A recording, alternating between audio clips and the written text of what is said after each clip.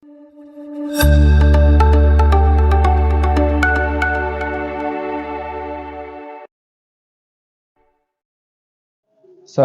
warahmatullahi wabarakatuh. Alhamdulillahirabbil alamin wa bihi nasta'in ala umuri dunya waddin. Wassalatu wassalamu ala asyrafil anbiya wal mursalin Muhammadin wa ala alihi wa ashabihi wa man tabi'ahum bi ihsanin ila yaumil. Pada kesempatan kali ini kita masuk materi yang kedua, mata pelajaran akidah. Kemarin kita sudah bahas pada pertemuan yang pertama tentang apa? Pengertian akidah kemarin pada pertemuan yang pertama. Apa pengertiannya?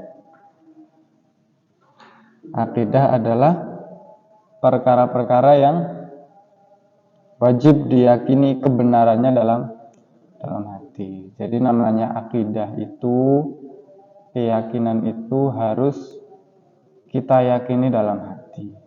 Nah, ketika kita melakukan itu, ketika kita meyakini sesuatu, maka otomatis kita akan menolak ataupun tidak meyakini sesuatu yang bertentangan dengan sesuatu yang kita yakini. Contoh, saya meyakini bahwasanya Ahmad ini anak yang pintar. Secara otomatis tentu saya tidak meyakini kalau Ahmad ini anak yang tidak pintar. Nah, itu namanya akidah. Keyakinan itu seperti itu. Sama, saya meyakini bahwasanya tidak ada Tuhan yang berhak disembah selain Allah Subhanahu wa taala. Maka otomatis saya juga tidak meyakini bahwasanya ada Tuhan yang berhak disembah selain Allah Subhanahu wa taala. Jadi ketika kita meyakini sesuatu, maka otomatis kita tidak meyakini sesuatu yang bertentangan atau bertolak belakang dengan sesuatu yang kita yakini. Nah, itu yang pertama. Akidah harus seperti itu. Terus yang kedua, akidah itu tidak boleh bercampur dengan yang namanya keraguan sedikit pun. Kemarin apa kalimatnya? La yumazijuhu raibun wa la yukhalituhu syakkun. Jadi tidak dinamai akidah sebelum keraguan yang ada pada hati kita itu hilang. Jadi kita ngomong, kita berakidah, kita punya akidah yang kuat, tapi kita masih ada keraguan-keraguan meskipun sedikit, itu belum bisa dikatakan akidah. Bisa jadi itu baru wahmun. Apa itu waham? Waham adalah keyakinannya itu lebih sedikit daripada keraguan-keraguannya. Jadi yakinnya itu lebih sedikit dari keraguan. Atau bisa jadi syak. Apa itu syak? Antara keyakinan dan keraguan-raguannya itu 50-50 atau 50%, 50%. Nah, bisa juga dzon. Apa itu dzon? Dzon adalah keyakinannya lebih banyak daripada keraguannya. Nah, dzon ini juga belum nyampe predikat akidah atau belum nyampe level akidah. Kenapa? Karena di situ masih ada keraguan meskipun hanya sedikit. Nah, kalau akidah, yang namanya akidah itu la yumazijuhu raibun wa la yukhalituhu syakkun. Tidak boleh bercampur sedikit pun dengan namanya keraguan. Nah, ketika kita punya keyakinan seperti itu, ketika punya akidah yang seperti itu, maka kata Hasan al-Banna, keyakinan yang seperti itu atau akidah yang semacam itu akan menimbulkan ketenangan atau ketentraman dalam jiwa kita. Itu pasti. Jadi orang yang akidahnya benar itu pasti hatinya tentram, hatinya tenang. Jadi kalau kita mengaku kita punya akidah yang kuat, punya akidah yang benar, tetapi kehidupan kita itu masih didominasi oleh perasaan cemas, perasaan khawatir akan masa yang akan datang, nah itu kita cek lagi.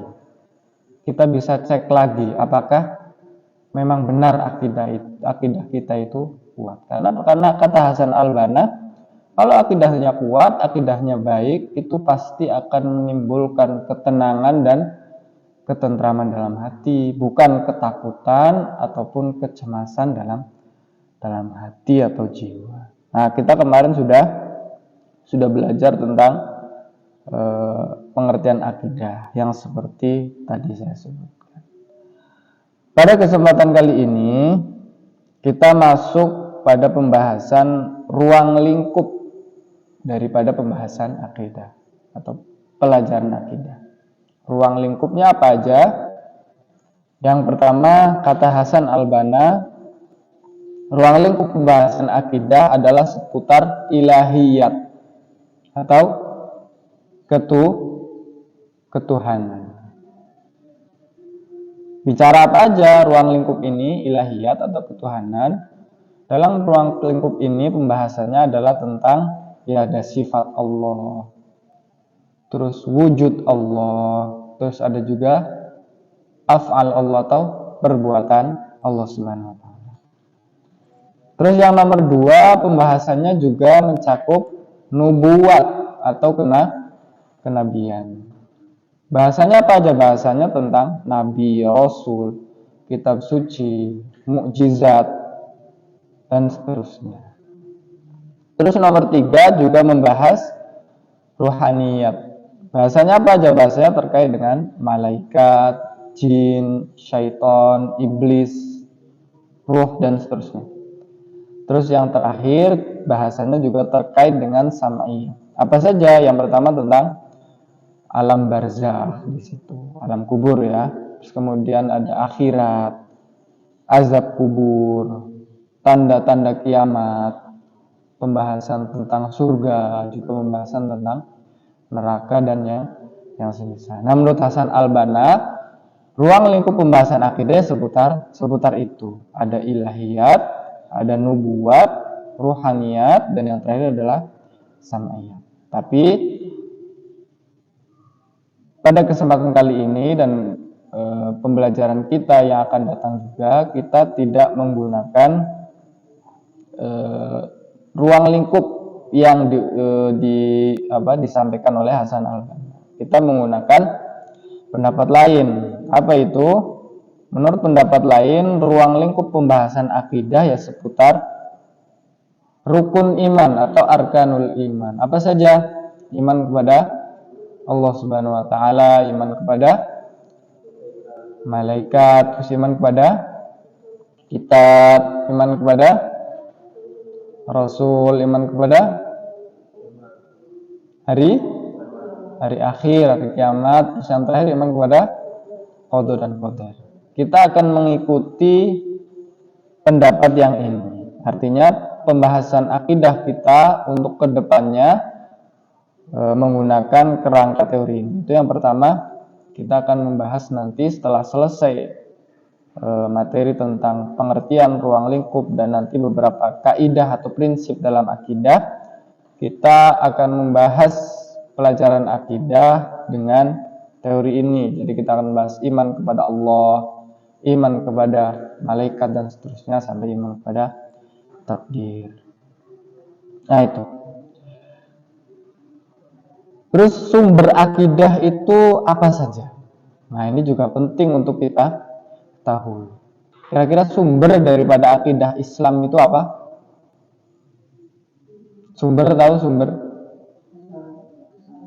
Jadi kalau kita misalnya Yora misalnya, Yora itu diproduksi dari sumber air mana?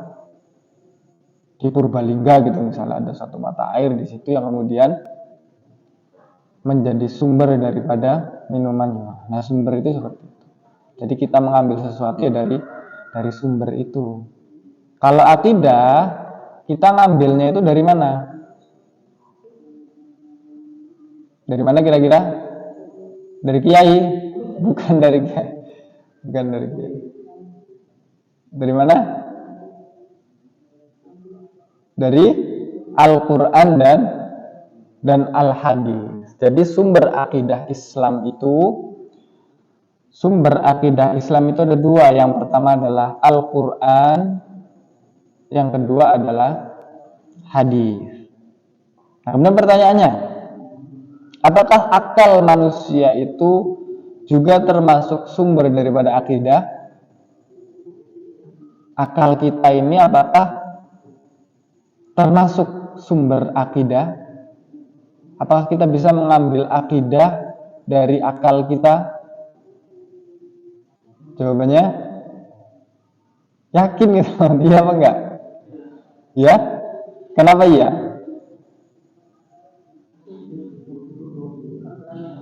Butuh akal untuk mempelajari Al-Quran dan hadis gitu maksudnya. Nah, terus ada yang lain? Berarti menurut Solehan itu ya akal itu ya sumber. Karena apa? Karena kita butuh akal untuk apa? Untuk memahami Al-Quran maupun hadis. Terus ada yang lain? Jawaban yang lain? Kira-kira akal itu masuk sumber akidah apa enggak? Enggak tahu. Oke. Jadi akal itu tidak termasuk sumber akidah. Meskipun betul apa yang dikatakan Solehan tadi, tanpa akal kita susah ataupun tidak mungkin memahami makna Al-Quran maupun Al-Hadis sebagai sumber daripada akidah. Tetapi fungsi akal yang seperti itu tidak merupakan atau bukan merupakan definisi dari sumber. Jadi kalau akal kita maknai seperti yang Solehan tadi, akal itu ya berfungsi untuk menafsirkan ataupun mempelajari ataupun memahami sumber daripada akidah Islam, yaitu Al-Quran dan Al-Hadis. Sehingga akal yang merupakan alat, bukan sumber. Sumbernya Al-Quran dan Al-Hadis. Kita memahami Al-Quran dan Al-Hadis pakai alat, namanya apa? Akal. Jadi akal di sini berfungsi sebagai alat untuk memahami sumber daripada akidah Islam. Jadi bukan sebagai apa? Bukan sebagai sumber itu sendiri. Nah, selain sebagai alat untuk memahami akidah Islam, sumber akidah Islam, yaitu Al-Quran dan Al-Hadis, akal juga bisa digunakan untuk membuktikan secara ilmiah kebenaran yang disampaikan oleh Al-Quran dan Al-Hadis. Misalnya Al-Quran menyampaikan sesuatu misalnya. Nah, untuk menguji kebenaran daripada penyampaian Al-Quran atau apa yang disampaikan oleh Al-Quran, maka bisa kita menggunakan akal kita untuk menguji benar apa aja yang dikatakan oleh Al-Quran. Maka kemudian kita adakan riset atau penelitian tentang apa? Tentang suatu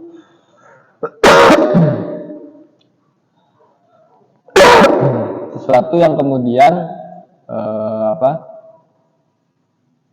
ada di dalam Al-Quran. Itu sudah banyak sekali ilmuwan-ilmuwan yang melakukan riset yang seperti itu atau untuk melakukan penelitian-penelitian yang semacam itu. Jadi mereka ingin membuktikan benar nggak sih apa yang dikatakan oleh Al-Quran ataupun Al-Hadis. Kemudian mereka meneliti misalnya.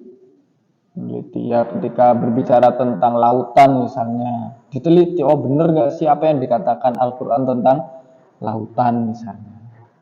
Ketika berbicara tentang gunung misalnya, benar nggak apa yang dikatakan Al-Quran tentang gunung. Ketika berbicara tentang astronomi, apakah benar sih yang dikatakan Al-Quran tentang astronomi.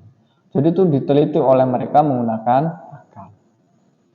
Nah, jadi akal itu selain berfungsi sebagai alat untuk memahami Al-Quran maupun hadis, juga berfungsi untuk membuktikan secara ilmiah apa yang dikatakan Al-Quran ataupun Al-Hadis.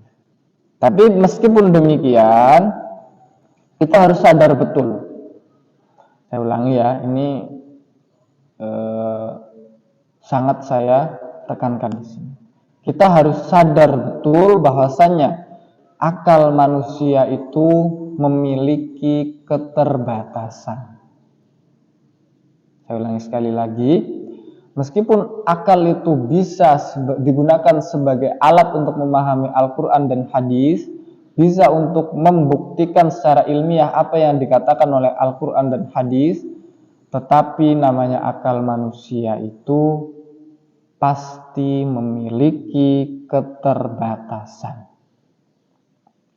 Sehingga apa? Sehingga suatu ketika kita kemudian ingin membuktikan secara ilmiah, apakah statement Al-Quran, pernyataan Al-Quran tentang suatu hal itu benar atau tidak. Ketika kita melakukan riset atau penemuan, terus kemudian kok tidak sejalan dengan apa yang dikatakan oleh Al-Quran, maka kita cek lagi. Jangan-jangan kita yang salah. Jangan-jangan akal kita yang salah ketika melakukan penelitian itu. Karena apa? Karena Al-Quran itu pasti benar, sedangkan akal kita itu memiliki keterbatasan. Yang artinya tidak selamanya benar atau tidak selalu benar. Gitu ya. Saya ulangi sekali lagi karena ini penting. Meskipun akal itu bisa digunakan sebagai alat untuk memahami Al-Quran dan hadis sebagai sumber akidah Islam, meskipun akal itu bisa digunakan untuk membuktikan secara ilmiah apa yang dikatakan Al-Quran maupun hadis, tapi kita harus sadar betul bahwasanya akal manusia itu memiliki keterbatasan. Nah, itu dia sumber daripada akidah Islam. Ada dua tadi apa? Al-Quran dan Al-Hadis. Oke. Terus selanjutnya, ketika kita berbicara tentang akidah Islam, itu ada beberapa kaidah ataupun prinsip yang mesti kita pahami. Prinsip ini saya kutipkan dari Syekh Ali Tantowi dalam bukunya. Yang pertama, menurut Syekh Ali Tantowi, prinsip yang pertama tentang akidah Islam adalah apa yang dilihat oleh indera.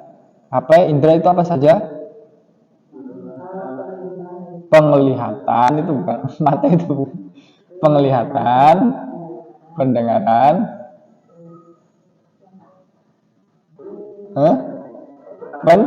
penciuman, perasa, terus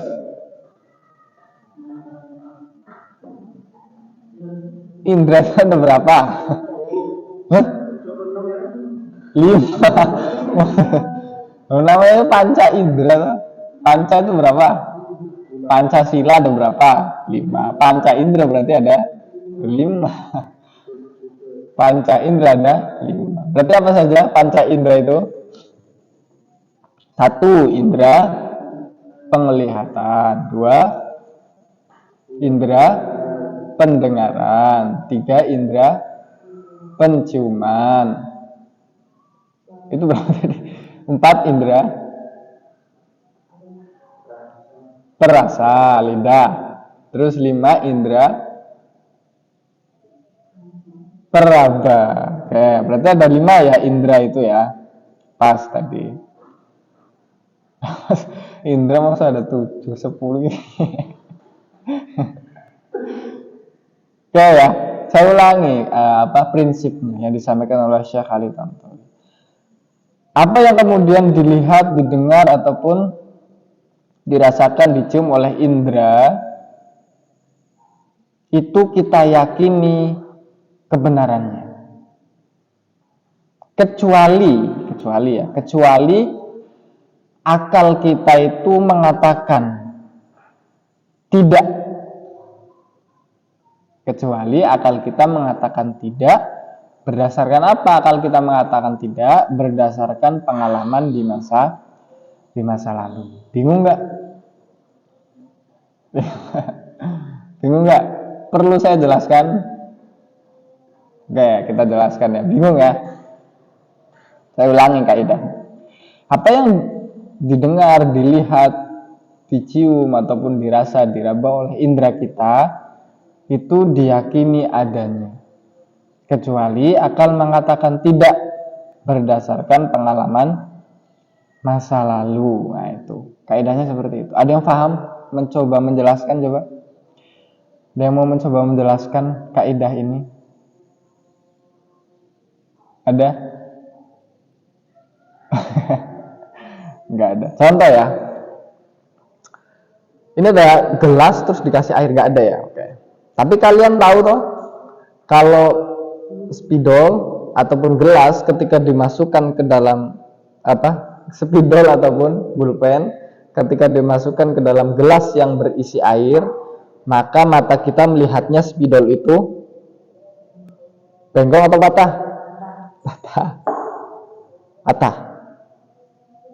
Ketika kita melihat fenomena itu pertama kali, ketika kita belum tahu bahwasanya itu sebenarnya nggak patah, itu kita meyakini spidol ini patah. Benar, spidol ini patah. Karena apa? Karena indera saya sendiri yang melihat itu, mata saya sendiri yang melihat itu. Jadi nggak mungkin salah. Kita tahu bahwasannya spidol itu yang dimasukkan ke dalam air, ke dalam gelas yang berisi air itu tidak patah. Kita tahu itu ketika akal kita itu sudah membuktikan di masa lalu bahwasannya spidol itu nggak patah. Hanya penglihatan kita tertipu. Ada pembiasan cahaya di situ dan segala macam sehingga spidol itu terlihat patah. Paham sampai sini ya? Jadi ketika kita pertama kali melihat ya spidol itu tadi ya kelihatannya patah. Akal kita juga belum tahu apakah itu benar-benar patah. Ya kita hanya meyakini itu patah. Tapi ketika kita dikasih tahu ataupun kita membuktikan sendiri, spidol ini nggak patah. Di situ ada hukum fisika tertentu misalnya, pembiasan cahaya ataupun apa, yang kemudian menyebabkan mata kita itu tertipu. Sehingga ini terlihat oleh mata kita seperti patah. Nah, maksudnya adalah seperti itu. Nah, artinya apa? Artinya hal ini menunjukkan bahwasannya panca indera kita itu memiliki keterbatasan. Ini buktinya tadi. Kalau kita nggak tahu, akal kita nggak tahu itu patah, itu nggak patah, kita akan selamanya meyakini bahwasanya itu patah. Kenapa? Karena indera kita itu mudah tertipu atau memiliki keterbatasan. Maksudnya apa? Maksudnya adalah ketika kita ingin menggali atau mencari kebenaran yang hakiki, saya ulangi, ketika kita ingin mencari kebenaran yang hakiki, kebenaran yang sebenarnya, kebenaran yang sebenar-benarnya, maka jangan hanya bergantung kepada indera kita. Saya ulangi ya. Ketika kita akan mencari kebenaran yang hakiki, maka jangan hanya bergantung kepada indera kita. Karena indera kita memiliki keterbatasan. Ketika kita